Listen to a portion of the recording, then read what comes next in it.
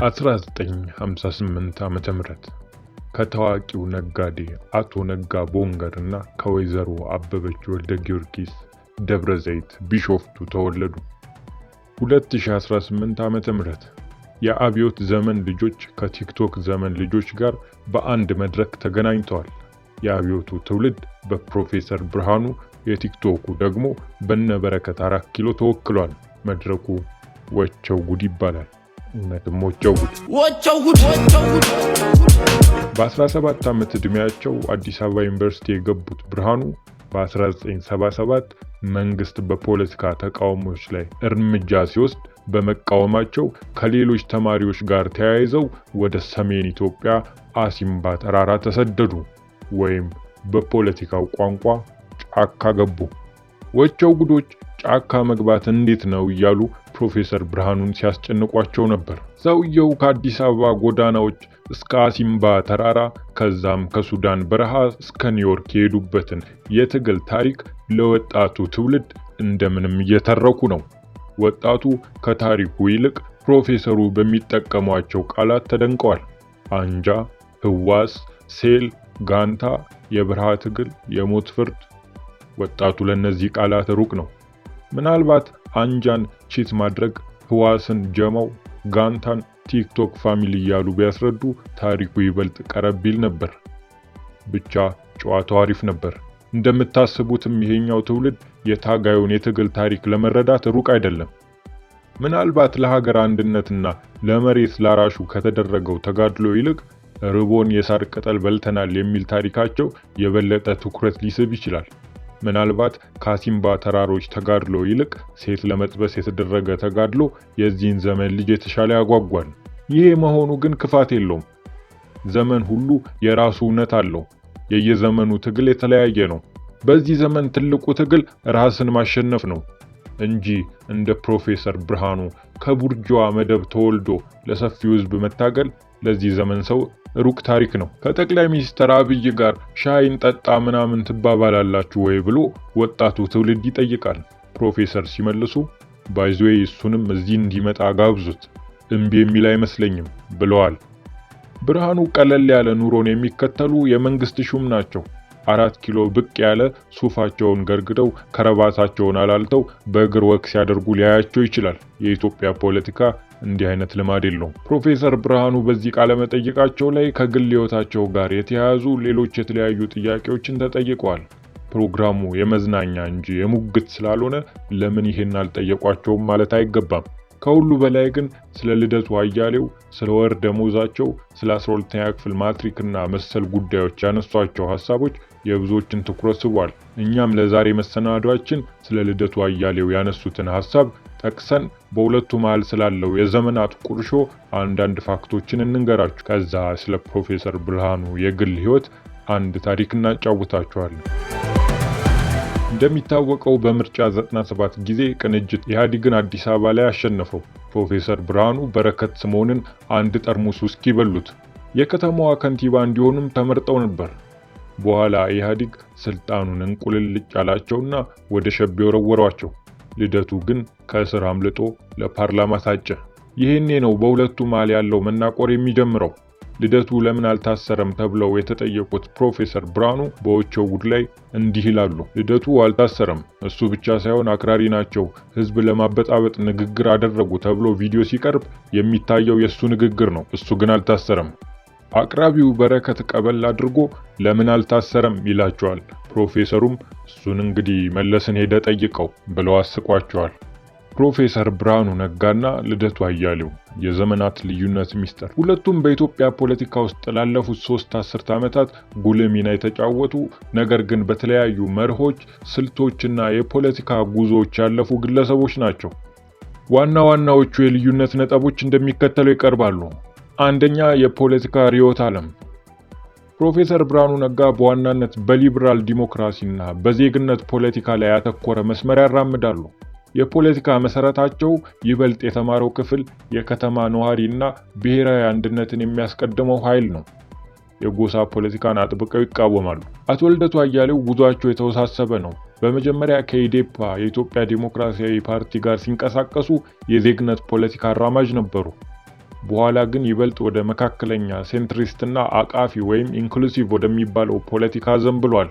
አሁን ላይ የኢትዮጵያን ነባራዊ ሁኔታ ከግምት ያስገባ የብሔር ብሔረሰቦችን መብት ከዜግነት መብት ጋር የሚያስታርቅ ስልታዊ ፌዴራሊዝም አይነት አቋም ያራምዳሉ።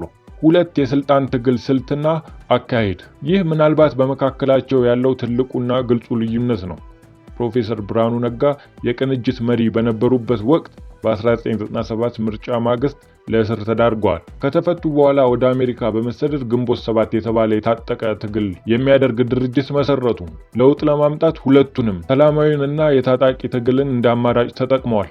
የኢህአዴግ ስርዓት በሰላማዊ መንገድ እንደማይለወጥ በማመን ስርዓቱን በኃይል ለመለወጥ ሲሰሩ ቆይተዋል። አቶ ልደቱ አያሌው በኢትዮጵያ ውስጥ በመቆየት ሰላማዊ ትግልን ብቻ የመረጡ ፖለቲከኛ ነበሩ። የትጥቅ ትግልን አጥብቀው ይቃወማሉ። በ1997 ምርጫ ማግስት ቅንጅት ፓርላማ የመግባት ጥያቄን ሲያነሳ፣ አቶ ልደቱ ግን ስልታዊ በሆነ መንገድ ፓርላማ በመግባት የውስጥ ትግል ማድረግ ይሻላል የሚል አቋም ነበራቸው። ይህ አቋማቸው ከሌሎች የተቃዋሚ መሪዎች ጋር አጋጭቷቸው የስርዓቱ አገልጋይ ተብለው እንዲፈረጁ አድርጓቸዋል። ሶስተኛ የፖለቲካ ጉዞና ወሳኝ ክስተቶች። የ1997ቱ ምርጫ አንዱኛው ወሳኝ ክስተት ነው። ብርሃኑ ነጋ የቅንጅት ዋና ከተማ ከንቲባ ሆነው ተመርጠው ነበር። ነገር ግን ለእስር ተዳረጉ። የስርዓቱ ሰለባ ተደርገው ይታያሉ። ልደቱ አያሌው ግን ፓርላማ በመግባት ከቅንጅት አመራር ጋር ተለዩ። ይህ ውሳኔያቸው በብዙሃኑ ተቃዋሚ ዘንድ ክህደት ተደርጎ ተቆጠረ። ከ2010 ለውጥ በኋላ ብርሃኑ ነጋ ከግንቦት 7 ጋር ወደ ሀገር ተመልሰው ኢዜማ ወይም የኢትዮጵያ ዜጎች ለማህበራዊ ፍትህ የተባለ ፓርቲ መሰረቱ። በኋላም የትምህርት ሚኒስተር ሆነው ተሾሙ። አሁን ላይ ከገዢው ፓርቲ ጋር ቅርበት ያለው አቋም አላቸው። ልደቱ አያሌው በአንጻሩ ከስርዓቱ ጋር በመደራደር አዲስ የፖለቲካ መዋቅር ለመፍጠር ሞከሩ። በሽግግር መንግስት ሀሳባቸው በስፋት ይታወቃሉ። ሆኖም ከጠቅላይ ሚኒስትር አብይ አህመድ መንግስት ጋር ቀጥተኛ ግጭት ውስጥ በመግባት ለበርካታ ወራት ለእስር ተዳርገዋል።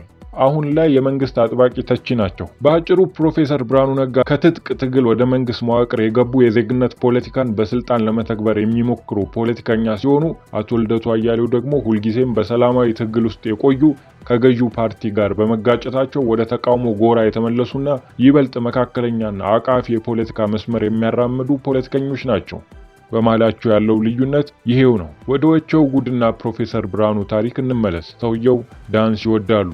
አንድ መለኪያ አረቄ ለጤና ጥሩ መሆኑን ይመሰክራሉ። ሙዚቃ ያዳምጣሉ።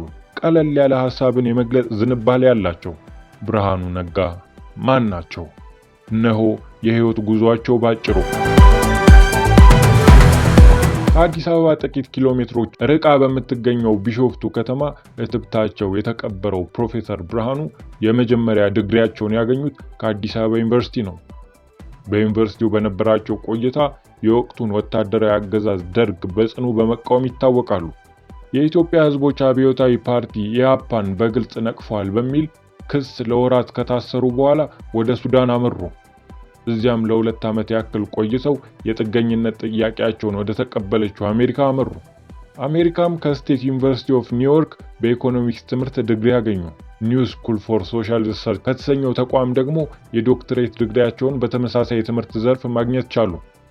ከዚያ ቀጥሎ ባክኔል ዩኒቨርሲቲን በመቀላቀል ኢኮኖሚክስ ትምህርት ለ3 ዓመታት አስተማሩ። በ1986 ዓ.ም ባለቤታቸው ዶክተር ናርዶስ መናሴ ኖህ ብርሃኑና ኢያሱ ብርሃኑ የተሰኙ 2 ልጆቻቸውን ይዘው ወደ አገር ቤት ተመለሱ። የንግዱን ዓለም በመቀላቀልም የማዳበሪያ ፋብሪካ አቋቁመው መስራት ያዙ። ጎን ለጎን ደግሞ በአዲስ አበባ ዩኒቨርሲቲ ማስተማሪያቸውን ተያያዙት። ፕሮፌሰር ብርሃኑ ሲነሱ ሁሌም አብሯቸው ከሚጠቀሱ ክስተቶች መሃል የኢትዮጵያ ኢኮኖሚክ ማህበር አንዱ ነው። በእርሳቸው መሪነት የተቋቋመው ይህ ማህበር ከ1988 እስከ 92 ድረስ በፕሬዝዳንትነት መርተውታል። በተባበሩት መንግስታት የአፍሪካ ኢኮኖሚክ ኮሚሽን ውስጥም በአማካሪነት ይሰሩ ነበር። መጋቢት 30 1993 ዓ.ም ፕሮፌሰር ብርሃኑና ፕሮፌሰር መስፍን ወልደማርያም በብሔራዊ ሎተሪ አዳራሽ የትምህርት ዓለም ነጻነትን በተመለከተ አንድ ቀን የፈጀ ውይይት አካሄዱ። በቀጣዩ ቀን አዲስ አበባ የዩኒቨርሲቲ ተማሪዎች ባነሱት ግርግር ተናጠች። ምሁራኑም ለዚህ ግርግር መነሾ ናችሁ በሚል ለእስር ተዳረጉ። ከቀናት በኋላም ተፈቱ። በኢትዮጵያ ዘመናዊ ታሪክ በጉልህ ተጽፎ ባለፈው ምርጫ 97 ላይ ከፍተኛ ተሳትፎ የነበራቸው ፕሮፌሰር ብርሃኑ ፓርቲያቸው ቅንጅት ለአንድነትና ዲሞክራሲን ወክለው ቅስቀሳ መካሄድ ተያያዙ። ከወቅቱ የሀገሪቱ ጠቅላይ ሚኒስትር መለስ ዜናዊ ጋርም ፊት ለፊት ክርክር አካሄዱ። ከ138 የአዲስ አበባ ከተማ ምክር ቤት መቀመጫዎች 137 በማግኘት ፓርቲያቸው መዲናዋን መቆጣጠር ቻለ። ፕሮፌሰር ብርሃኑም አዲስ አበባን በከንቲባነት እንዲያስተዳድሩ በፓርቲያቸው ተመረጡ። ዶክተር አድማሱ ገበየሁ ምክትል ከንቲባ፣ አሰፋ ሀብተወልድ ደግሞ አፈ ጉባኤ በመሆን ተሾሙ።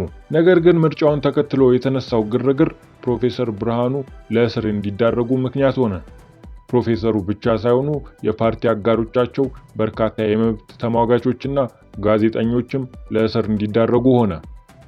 ፕሮፌሰር ብርሃኑ የነጻነት ጎህ ሲቀድ የተሰኘውን መጽሐፋቸውን የጻፉት ቃሊቲ ሳሉ ነበር። መጽሐፉ በኡጋንዳ ከተማ ካምፓላ 1998 ላይ ሊታተም ችሏል። ለ21 ወራት ያክል እስር ላይ ከቆዩ በኋላ በ1999 ዓ.ም ወደ አሜሪካ በመመለስ በኮርኔል ዩኒቨርሲቲ ማስተማራቸውን ቀጠሉ። አሜሪካ ሳሉም ግንቦት 7 የተሰኘ የፖለቲካ ፓርቲ ማቋቋማቸውን ፓርቲው በተገኘው አማራጭ ሁላ ስርዓቱን በመቃወም ለውጥ ለማምጣት እንደሚጥርም ይፋ አደረጉ። ሚያዝያ 16 2001 ዓ.ም ኢህአዴግ ግንቦት 7 መፈንቅለ መንግስት ሊያካሂድ ቢሞክርም አክሽፌያለሁ ሲል አስታወቀ። ከዚሁ ጋር ተያይዞም 35 ሰዎች ለእስር ተዳረጉ። በዚያው ዓመት የሀገሪቱ ከፍተኛ ፍርድ ቤት ፕሮፌሰር ብርሃኑ በሌሉበት የሞት ብይን ወሰነባቸው። ከእርሳቸው ጋር ሌሎች 4 ግለሰቦች በሌሉበት የሞት ፍርድ የተበየነባቸው ሲሆን 33 ግለሰቦች ደግሞ የዕድሜ ልክ እስራት ሰለባ ሆኑ። የሞት ፍርደኛው ፕሮፌሰር ብርሃኑ 2007 ላይ ሙሉ የፕሮፌሰርነት ማዕረግን ከኮርኔል ዩኒቨርሲቲ ተቀበሉ። በተመሳሳይ ዓመት ወርሃ ሐምሌ ላይ ፕሮፌሰሩ ወደ ኤርትራ በማቅናት መሬት ላይ ያሉ የፓርቲው የነጻነት ታጋዮችን በይፋ መቀላቀላቸውን አስታወቁ። በፈረንጆቹ 2016 መባቻ ላይ ግን የፓርቲውን ደጋፊዎች ለማበረታታትና የገንዘብ ድጋፍ ለማሰባሰብ በሚል ወደ አሜሪካ መመላሳቸውን አስታወቁ። የፕሮፌሰር ብርሃኑ ነጋ ፓርቲ ግንቦት 7 በኢትዮጵያ የመጣውን ለውጥ ተከትሎ ትጥቅ በመፍታት ወደ ሀገር ቤት ለመመለስ ወሰነ። ጊዜው ደርሶም ፕሮፌሰሩን ጨምሮ ሌሎች የፓርቲው ከፍተኛ አመራሮች ከዓመታት የውጭ ሀገራት ቆይታ በኋላ ጳጉሜ 4 ቀን 2010 ወደ ሀገር ቤት ተመለሱ። አሁን ደግሞ የሀገሪቱ ትምህርት ሚኒስተር በመሆን እያገለገሉ ይገኛሉ። እንዲህ አይነት ፕሮግራሞችን በየዕለቱ ለማጣጣም አገልግላችንን ሰብስክራይብ ያድርጉ። የደወል ምልክቷን ነክተው ነፃ የአገልግል ዲሊቨሪ ወዳሉበት ይዘዙ። ቸር ጊዜ